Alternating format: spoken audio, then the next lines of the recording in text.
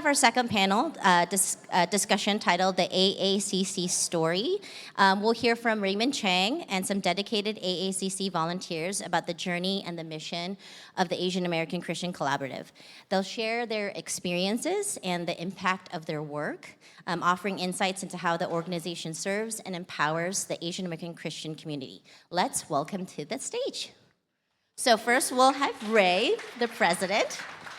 And then we have Izzy and Abigail, and they're the Next Gen coordinators. They're helping launch the first ever AACC Next Gen initiative and cohort that will launch in January 2025. And then we have David. He's our digital content creator and web designer.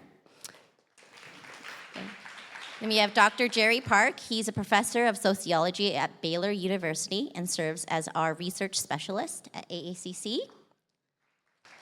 And then we have Kathy, our director of operations. And then before we begin, Ray will share about the origin story of AACC, and then we'll hear from our volunteers. Thank you. Well, it's great to be together. Hopefully you enjoyed dessert. I don't even know what dessert was because I didn't get to try it. Hopefully you have enough sugar in your systems, but not enough to get sick. It's great to be together. Some of you are very familiar with AACC, others of you are not. But one of the ways that I think of the work that we do is that it's a story that any Asian American Christian can say is their story. A big part of the reality of our world is that we're so quick to forget our histories. We're so quick to forget the ways that communities have worked together, and members of different communities have worked together, how cross-racial solidarity has taken place, how Asian American Christians and churches have engaged in issues of justice. And so we're trying to find a way to articulate that narrative in the work that we do. And so to honor those that have come in the past, and then to honor those that are continuing the work, and then to remember the stories and the efforts of the Asian American community or Asian American Christian community at large. For those who don't know about AACC, we emerged in response to the anti-Asian rhetoric of the former president. As we were basically in a group chat, several people were saying, hey, my church is not really tracking with this, but I'm starting to get a sense that there are negative and rising anti-Asian sentiments that are surfacing not just out in society, but within our church communities. And the biggest alarm started to ring when we were hearing that church elders and pastors were mimicking or repeating words like China flu, Kung flu, China virus from the pulpits and the pews. And so Russell Jung, who is a sociologist at SFSU, San Francisco State University, who serves on our board, he also he launched something called Stop API Hate. And he was giving us information early on, or telling me early on that they were starting to create a tracking mechanism, and there were like 300 people that basically kind of submitted stories of anti-Asian racism that they've experienced in that first kind of round. So it did enough for us to galvanize around a statement. So we wrote a statement on anti-Asian racism. This is something that I think a lot of people have signed. I think we got over 250,000 views on it within the first month, and we were pretty shocked to see the kind of traction it was getting. And it was a broad coalition of people that were writing on the history of anti-Asian racism. And it's actually a really good educational document, and you can see everyone who contributed to it. That plus the amount of traction it garnered, not just within a lot of Asian American Christian spaces, but outside of it, led us to think maybe this is the time, because several people have been asking for there to be a kind of more broadly national Asian American Christian organization that's committed to the church, that's committed to scripture, and that's committed to issues of social justice. And for me, I would always kind of kick the can down the road, mostly because it felt like, at least from my vantage point, it's really hard to get a lot of Asian, or a groundswell of Asian American Christians to care about Asian American Christian issues, and it's really hard to get those outside of the Asian American community to care about the Asian American community at large. But this got a lot of traction, and we decided, okay, maybe this is the time we pivot towards starting an organization, which is where Asian American Christian Collaborative was birthed. And then as we continued to do some work, we're tracking with all the African Americans that were getting killed and murdered by those who are called to serve and protect them. And we basically partnered with an organization called Be the Bridge, and then produced a resource to help navigate Asian and African American tensions. What we didn't realize was that shortly after that, George Floyd would be murdered, and the whole world would erupt in protest. There's over 65 countries, 70 countries that erupted in protest. And as I would march with African American pastors in Chicago, one of the things that we saw on a regular, or heard on a regular basis, was that was the question, where are the Asian Americans? And I would tell them and remind them, hey, first of all, I'm here, several of my friends are here, but also we're in a city of 5% Asians. And then I would have to educate them on the history of exclusion and how our population numbers should actually be higher. And those would lead to a lot of generative conversations.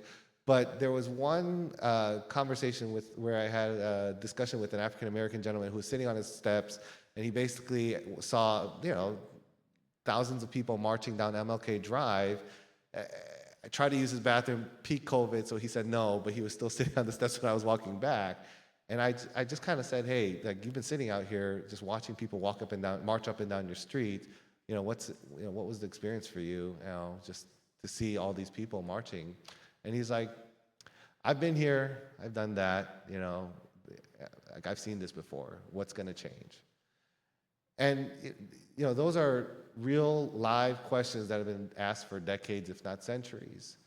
But as that comment came in, he also said, like, if you want to make a difference, come back tomorrow. Are you going to come back tomorrow? And I said, maybe not here, but I'll find a way to show up. And so we organized a march in Chicago. We had over 2,000 Asian American Christians come out for that, and we marched from a historic Chinese church, which many of you will know, CCUC, to a historic African American church, which is pastored by a friend. And they're a mile and a half apart, but the two had never met, despite being despite having over 100-year-old history. And so we try to bridge the two communities together to encourage mutuality and really partnership. That led to several other efforts, including engagement with Latino churches, other African American churches, and so on. But in April of the following year, Atlanta happened. What was interesting is after we released the statement, I would say about half of the churches that we were kind of in conversation with continued to say that we were making too big of a deal of the anti-Asian racism. That we don't want to draw attention to ourselves. That we don't want to rock the boat. That it's a bad apple. It's not that serious. And then at the same time, Stop API Hate was documenting thousands and thousands and thousands of incidents. I think at this point there were probably like somewhere between 7,000 or 8,000. And so after Atlanta happened, we basically started to think about what we could do, and then through our pastor friends in Atlanta, we decided to host an event and a rally on a Sunday. At the same time, there was an African American pastor in Chicago who basically reached out and said, I'd love to do something, with y'all. It was really meaningful for you to organize that march in Chicago where, after George Floyd was murdered. And at this point, we were like, everyone was exhausted, everyone was fried. We were, basically on edge all the time.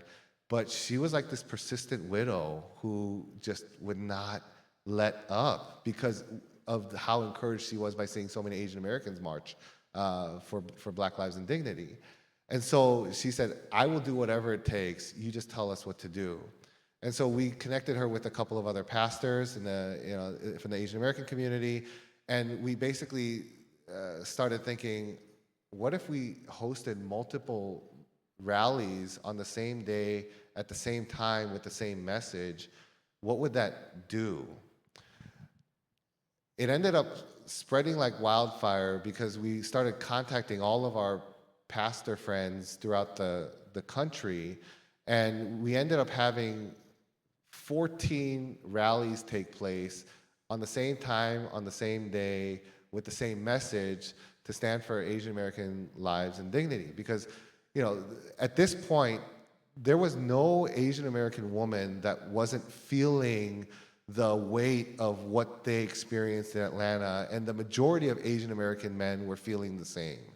Or not in the same way, but they were feeling like some way about it. They were grieved, and they were angry, and a host of other emotions. And so it was a powerful experience. What was remarkable for us, though, was that with the March for Black Lives, we almost got, we didn't know how to reach out to press for it, but we got a ton of press coverage. In fact, if you ever Google Soul of a Nation, their Juneteenth special 2 years ago, it's 2 hours of Barack Obama and John Lennon, and then this march is featured in one of their segments. And there's only, there's an Asian American Christian, and then there's a white guy, and then everyone else is black. And we were like, what are we doing in this? But we're glad that it's encouraging. We thought this would be easy to get traction for because all of our civil rights historian friends were telling us something like this had never happened in the past. And yet only 2 publications, both of them being Christian, were the ones that picked it up. No other publication was interested, mostly because it was Asian American Christians speaking for Asian American Christian issues. And I only found this out because someone was trying to pitch it to their Asian American news media outlet, and then later, and she's an atheist, and she told me that as many times as she tried to push it through, that it would get blocked because they didn't want to feature Christian stuff, which is really discouraging. Like here we are trying to be vocal, but this was happening.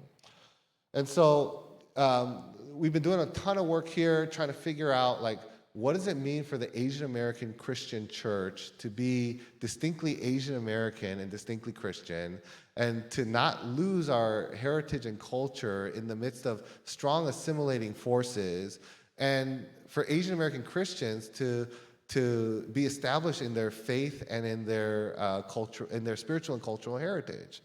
And so what's been really encouraging is that, for the most part, we are a all volunteer driven, or we're not an all volunteer, I'm a volunteer still, but we do have we have 1 paid staff member, and then we're trying to figure out how do we do this, and we've just gotten a lot of really encouraging kind of engagement from people. And so sitting up here are some, not all, of the AACC volunteer team who resonated with the work that was happening and felt like many of their churches were not pressing into their Asian American identity, or they weren't staying faithful to the Christian call and trying to find a place to kind of merge the two or to keep those two things together. And so I'm really grateful for them because they're the ones that help AACC continue to run and to flourish.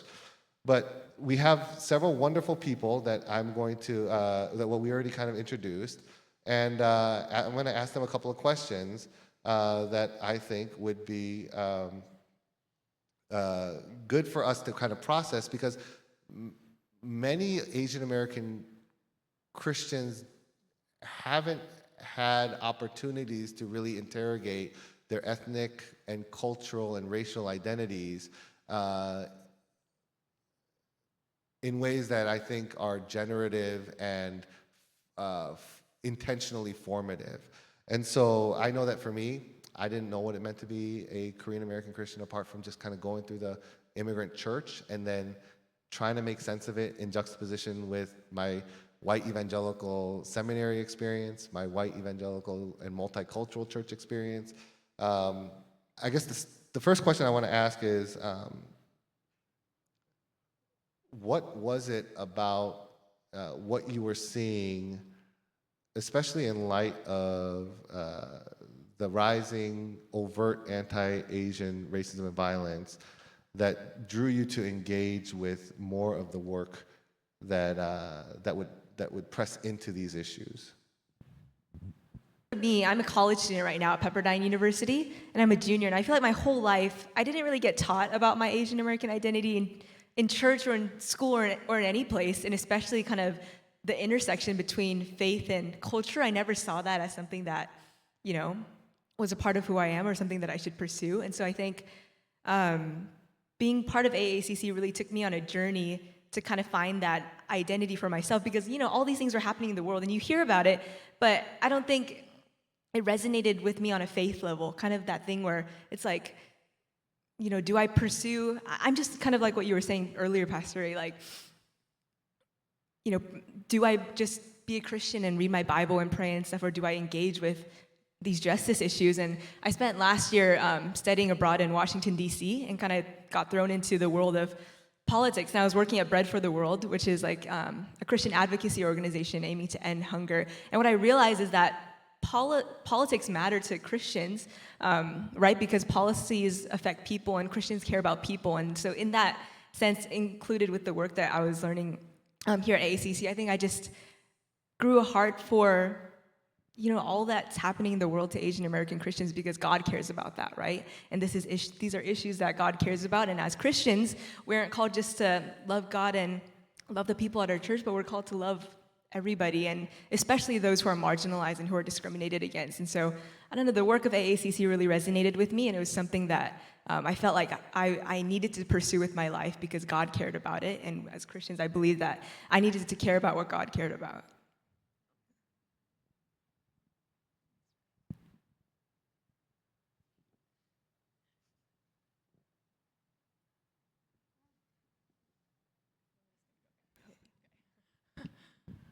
I think that the AAPI hate and everything that happened during COVID, I think that it just made me more aware of my identity as an Asian American. I am mixed race, so my dad is white and my mom is Korean. And I think until that point, I had always been like, oh, like I'm just another person, or like I guess I kind of assimilated into the broader white culture at my predominantly white institution, college. But I think at that point, I kind of came to realize like, oh, people see me as like an Asian American woman in the United States. So then that made me have more of an interest in Asian American culture and in the Asian American church. And I think that I sought out that community, and I sought out a way to integrate my work and my identity, and learn more about the Asian American church and be more a part of that community. And I think that's why I joined AACC.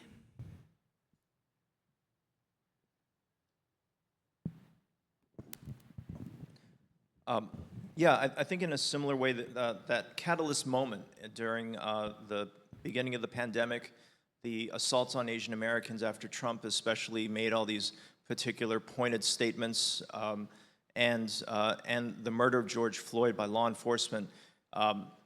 To give, I guess, a personal story through this, my mother had just been diagnosed with dementia, and I was her caregiver. So, right, you're supposed to be in lockdown, you're not supposed to leave your house, and I'm looking after my mother at the same time. So I end up spending a very unhealthy amount of time online, reading news and feeling more and more helpless. I think seeing the statement that AACC shared about standing for Black lives and standing against AAPI hate was so inspirational for me as someone who identifies as a Christian. So here I am, one of these marginalized groups that's now being attacked on a regular basis by other Americans. and I feel like I can't do anything, but now I've got a statement written by some very faithful Christians who were able to bring voice to their faith into action. And at least it's a statement, but the statement had substance that followed right after. So I thought, here I am in Waco, Texas, population very small, and not many Asian Americans to speak of, but I knew I had access to social science data, survey data, which is some of the stuff that I do on a regular basis. And I could channel, all of a sudden, this sense of frustration and helplessness towards something I could do, which is to see, how do we know where the assaults are happening? How do we know how badly other Americans view us as a problem? So I can help with that. And in conversations with Ray in particular, but over the intervening year, we tried to do that. We've been putting together some reports on what Asian American Christians are like. So those reports are about to roll out soon, and I am working on a couple more. So that's kind of where I got my start. Yeah, so we actually have a series of 5 reports, research reports that'll be emerging and done by Dr. Park. We're just really excited about them because it helps us actually understand the landscape of Asian American Christianity. Here's another question. I'm kind of deviating from the question that I was given, but here, I think a lot of us were discipled to primarily think on an individual or interpersonal or even like within our church world, right? Our vocation is our mission in some ways, and then short-term mission trips are missions. Why engage at a broader state or even national or federal level and across the country when our communities localized have such distinct needs and issues that we're facing? What's the importance for Asian Americans to actually kind of work together with other members from other kind of communities across the country?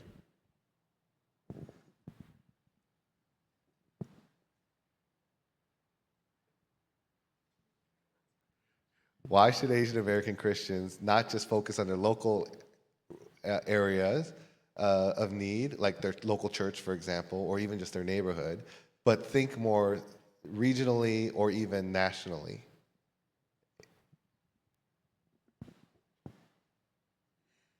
Okay, so I can share a little bit about how I got connected to AACC. So I was a former political science professor, and a lot of the stuff that I taught, American democracy, just American politics, racial and ethnic politics, gender and politics. And the last course I taught before I left academia in 2022 was on social movements. And so we had some different speakers come in to talk about, the Black Lives Matter movement, women's movement, Latino farm workers movement. And for anti-Asian hate, like how to combat that, I reached out to Ray, who I didn't know at the time, and I asked if he would come and share at our school and in my class about this movement. And so I was teaching in Christian higher ed, so this made sense, right? So a lot of this stuff is mostly secular, progressive movements that kind of stand up to this kind of anti-Asian racism. So what AACC offered, and that's how I got introduced to it, is like, how do we approach this from a Christian perspective? How do we do justice, right, from a Christian perspective? So I learned a lot from him, and my students learned a lot as well. And what it awoke in me during that final semester for me was passion for advocacy. So I had taught about it in the classroom all my life, inspired lots of other students to go out into the world and do advocacy work, and I really felt like God had called me into a season of entering into advocacy as well myself. So instead of just reading about it, talking about it ad nauseum in the classroom, assigning papers, and talking about all the wonderful things other people are doing, it's like, well, what am I doing as an Asian American Christian, and how can I help to make things better, not just for my family, but my community, and for the next generation. And so the thing that really drew me into volunteering, the first thing I ever did as a volunteer at AACC was to help draft a statement against gun violence. So after the Robb Elementary shooting in Uvalde, Texas. And that really drew me in because for 10 years, ever since the Sandy Hook shooting, it's like I always sat on the sidelines and I was like everybody else, thoughts and prayers and just feeling really helpless, like what can I possibly do? And then AACC threw me this opportunity to like use my gift for writing and for communicating to help draft this statement to bring attention to this public health crisis that we're facing, right? It's something that we all are worried about. I'm a parent of 2 daughters. I think about it all the time, you know, the potential of a school shooting. This is just a daily reality, and I thought, what can I do? And this is something that our whole community should do as well, and it's like, this is how we care for God's people, right? This is how we love our neighbor. We don't think about just ourselves, but the community, and what can we do to lead to the flourishing of all? And so I think it's just really important to think about that local level, just like, yeah, what's good for our community, and how can we get engaged at higher levels to make sure that, you know, the laws that are passed in the land that really do affect our livelihood and the flourishing and the good for all people. So, you know, my daughter's here too, and, you know, every time I do something for AACC, I feel like this is just not me volunteering and having some kind of personal satisfaction. Like, I know this is an act of service and this is a way to serve God. It's like a ministry. There's so many different ways that people can bring their talents into this space. And so that's kind of how I got connected. And I'm sure there's like plenty of people in this room who have some kind of heart for advocacy or just for helping others, but may have not stepped into this kind of arena to possibly expand their, you know, maybe get out of their comfort zone a little bit, right? A lot of us are comfortable serving in the church, right, within the walls of the church, but what can we do outside of that to really embed ourselves in the community and care for and love our neighbors? Yeah, I totally agree with that, and it brought to mind this phrase, public issues, whether we like it or not, become private issues. It may not happen tomorrow, it may not happen next week, but it will happen at some point in your life. Public issues that you used to ignore suddenly become very important to you at a personal level. You know, God forbid it should affect your kids, but if it will affect you, I think it would behoove us all to consider how can we be prepared to actually engage with these public issues that we've tried to avoid for so long, right? And we got to start somewhere, and we can start with our local communities.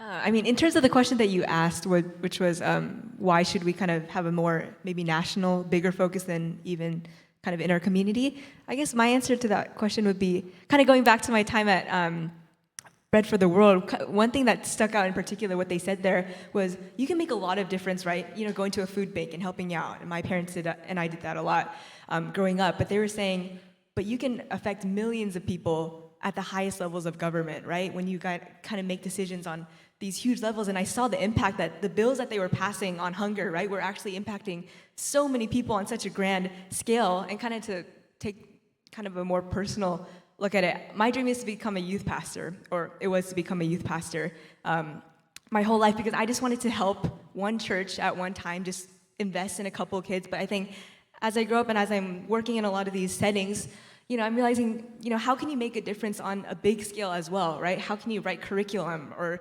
train leaders, right? Equip people to affect many churches at once. It's just like kind of this bigger way of thinking, not to diminish the work of a single youth pastor at a single church, but to highlight the impact that you can really make at high levels of government, which is why I think that even at AACC, it's important to do the work locally and across the street, but to also expand that and work at the highest levels of government to get people, Asian American people, at those high positions so that we can make decisions and, you know, pass policies and all those things to affect the lives of many, many people.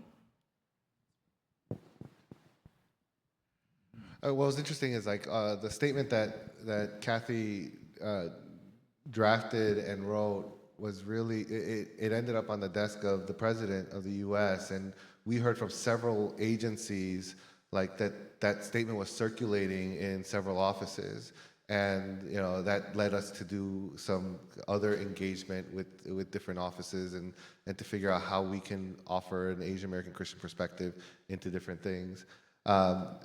Shameless plug for Izzy, she wrote a book when she was 16 years old. It's called Finding God, Finding Me, and then she just wrote a youth leader curriculum, also worth picking. She just released it. Just when I look at her and Abigail and David, it's just really encouraging to see that the next generation and the future is actually in good hands, that we don't have to be as stressed, but what we need to do is continue to make sure to encourage them. Here's the final question that I'll ask. You know, we can all leave here tonight, you know, going back to our lives. You know, ritual and rhythm and habit really takes over all of us. What would you want to say to the person that might be stirred right now to think about how they can help with what's going on in the local community, within the local church, within their state, nationally, across the Asian American Christian diaspora, broader landscape? What should they do one day, as soon as they leave this place, or as a result of the stirring that they might feel?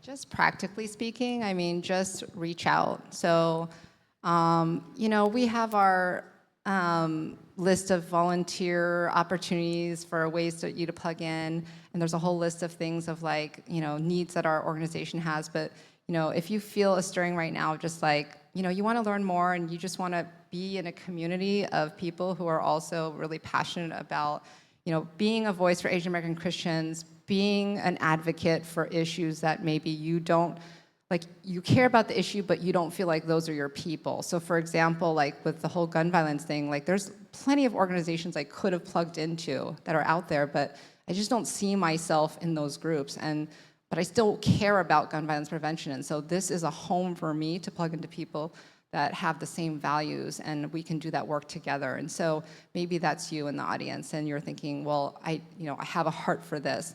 And we're open to that. And a lot of is, you know, just reach out. You can reach out to me or anyone who's wearing an AACC t-shirt. We have a lot of volunteers here tonight, like 14 of us. So just reach out and have a conversation, and we just love to hear like what you're passionate about, how you might want to connect and engage, and we'll just let God do the rest and kind of lead you into some kind of way to join our community. So we'd love that. Yeah, is Harry still here? If y'all don't know Harry, get to know him. If you'd like a direct, immediate way to think about what are some important issues, he is a great resource. And Jenny's about to speak later on, right?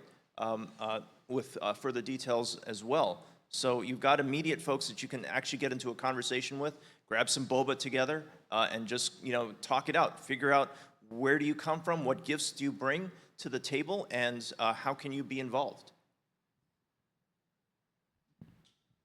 I would say 3 quick things. Last semester, I was studying abroad in Germany, and I kind of thought to myself, you know, why don't I have conversations about Asian American stuff often? And I realized it's because I never bring it up. And so with this German woman that was sitting next to me, she was like an elderly German woman. We were just talking, and she was like, oh yeah, you know, how did you, like, why are you Christian? Why do you have so much faith? And I realized, you know, these are all windows and opportunities for me to not only talk about my testimony of faith, but also how my Asian American identity has played into that. So I remember during that conversation, I was like, you know, I credited it a lot to my Korean grandma, right? And seeing her pray on her knees every night before bed, hearing the sounds echoing from her room, you know, the prayers and blessings that she was pouring over my life.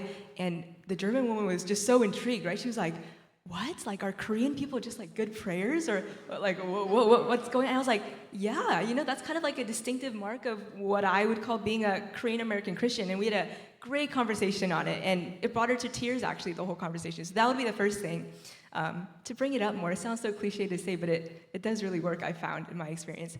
And then secondly, I would encourage all of you older adults, I guess, in this room, to be a mentor for some Asian American young person in your life. I know that even up to this day, I hope that I can find more adults to just take me out to coffee and to lunch and to talk about their experience being not only an Asian American Christian, but also just a person in general, an older person, and to be able to learn from that. My mentor when I had at 16 years old changed my entire life, and largely why I'm here where I am today.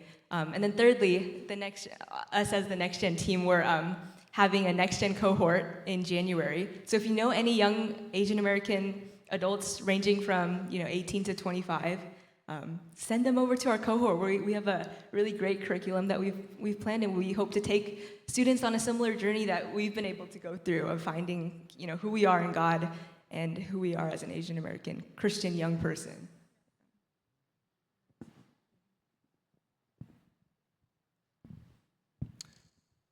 I think for myself, in terms of my thoughts, it would definitely be, I would probably encourage, especially, I'm kind of thinking more in the context of like older generations. I'm like recollecting about a lot of times in my life throughout my childhood and the ways that people have impacted me, and I just feel like terms such as like holistic discipleship and just really being able to like put a heavy emphasis on those interpersonal relationships and be able to share about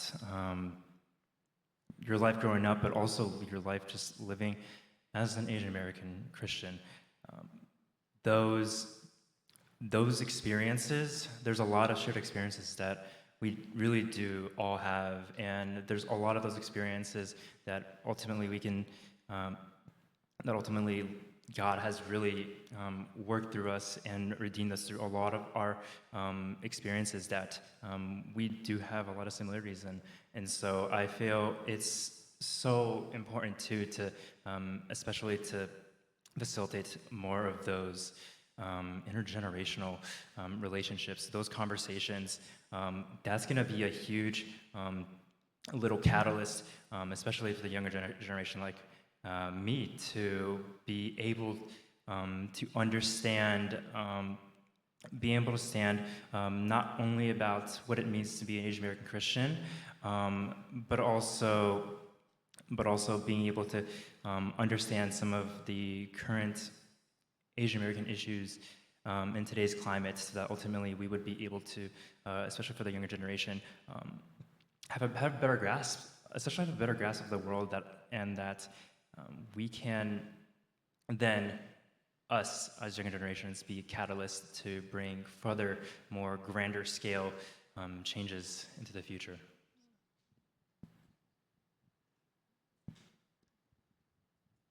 I think, yeah, along the lines of next generation sort of things, I think also approaching conversations that you might have with younger generations with a posture of humility and a posture of also like relating to them instead of distancing, because there's a lot more similarities than you might think between older generations of a church and younger generations, even though there might be a split between congregations or something like that.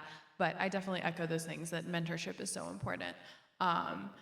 And yeah, in addition to that, I think there's a lot, it seems like there's a lot of things to do here at this church in terms of catalyzing for change. There's a lot of things to do at AACC, as Kathy mentioned.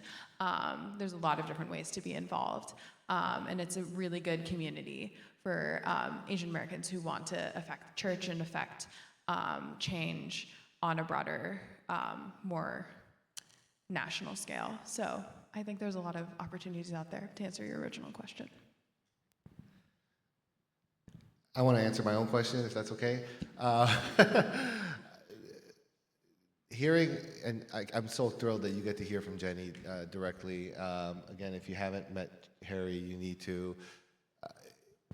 Here's what I'll say: if Q or Wayne ask you to show up to something, even if it's inconvenient, to just show up, your presence is probably one of the most powerful things that can make a difference in the trajectory of any community. And it's not just, and there might be other pastors here, as well. And then, of course, whenever Jenny calls, you better be there.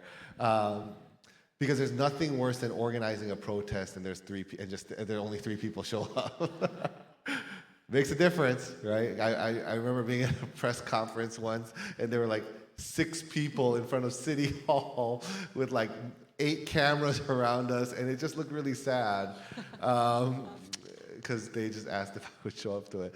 But I can't emphasize enough like the type of impact that just showing up makes, or contributing the little gifts that you think are really too little, but doing that faithfully over time can make. Like 1 hour here, 30 minutes here, 3 hours here, 5, 10 hours here. And do that at church, do that at other places. but I believe that, that if the church can work together, not just locally, but across the country, that we wouldn't be seen as irrelevant to the world, which I think in large part all the studies continue to show, is that especially Asian American Christians and Asian American churches, a part of the ways that we can show up for God is by showing up for one another. And so very thankful to everyone here. There's a QR code. I don't, is that you? Is that me? Okay, you're good. Okay, so Gracie's gonna come back up. If you can give them a round of applause, that would be great.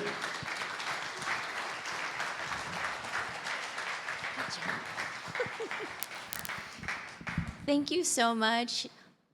I really love working with these people, and I love this team. I met actually a lot of them just this past week in person, and it's been so life-giving and encouraging. So as we near the end of our evening, we're gonna have Jenny come up from API-PA to speak about taking action to preserve Asian American communities, and she'll present the threats facing Chinatown and provide actionable steps we can all take to engage as a collective community to support Philly's Chinatown. Let's welcome Jenny.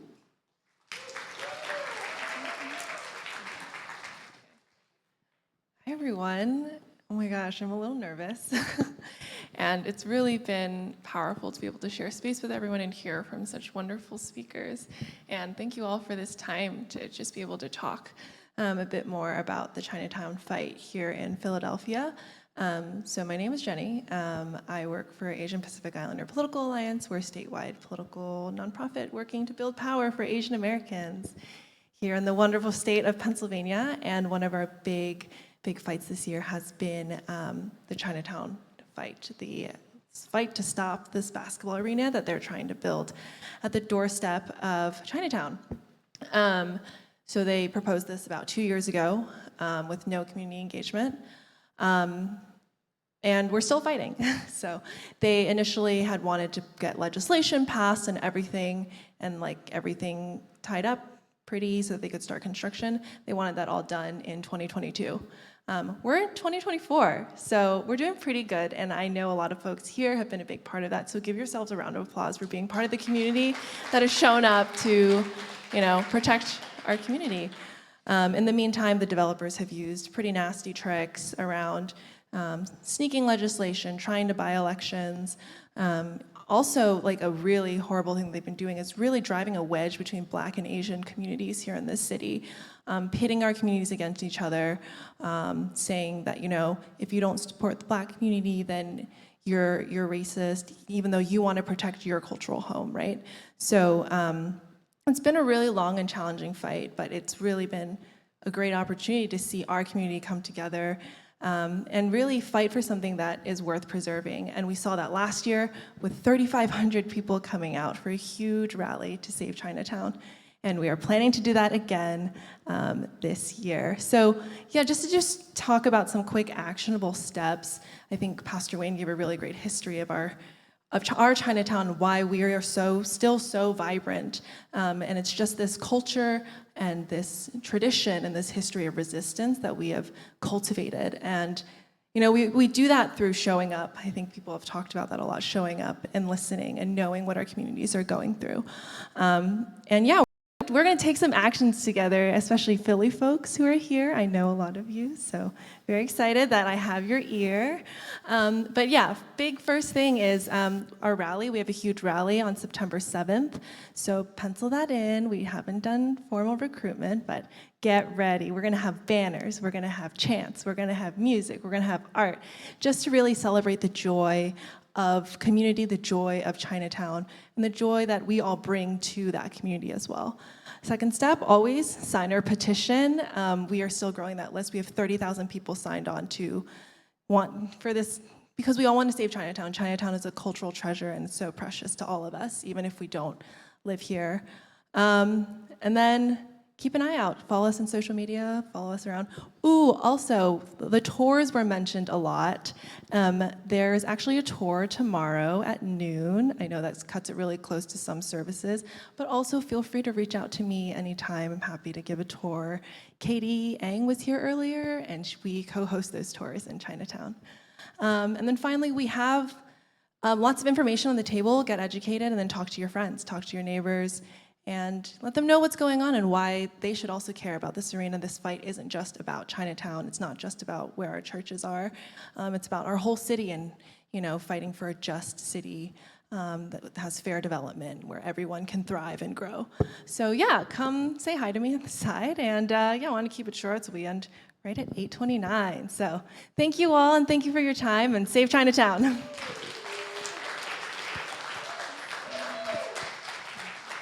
Thank you, Jenny. Yeah, Jenny, there's a table back there. Please go see her after this event. Okay, so this concludes our evening, but before we close in prayer, I wanted to share with you some opportunities to connect with AACC. So if you guys see on the screen up here, and you have a smartphone, and you know how to use your camera, if you just put your camera up and find a link from the QR code, you can connect with us on all of our social media sites. Personally, I found AACC through the statements that we put out, but also we have a lot of rich content. I personally really found the podcast to be encouraging. We have a myriad of podcasts that talk about, variety of topics that affect Asian American Christians. We also have great articles written by community members, other Asian American Christians all throughout the US, including ones on our volunteer team. And then we also connect with us on Instagram. We have book recommendations, just posts, like different events throughout the country, all really exciting things we'd love for you to get involved with. And then we talked about it before on our staff or our panel, but if you have any interest in joining us, and if you have time to volunteer, it doesn't have to be a big commitment. I myself don't have a lot of time to commit, but it's important to me, so I make time about 2 hours a week to volunteer, and I'm fortunate enough to be here and feel empowered and involved, even if it's 2 hours a week. So if you have any interest in that, please scan that QR code, and it can lead you to sign up. Or we can talk to you. Any of the volunteers here would be happy to talk to any of you about what we do and how to get involved.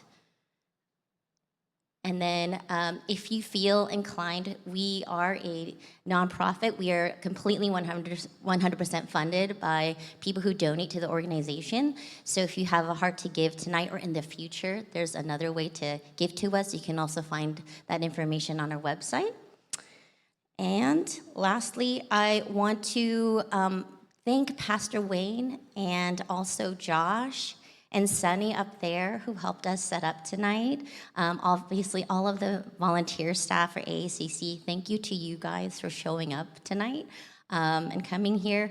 I don't know about you, but Philly traffic could be bad. I know Seattle traffic's the worst, and it makes me not want to go anywhere, so thank you for your time and effort to come here.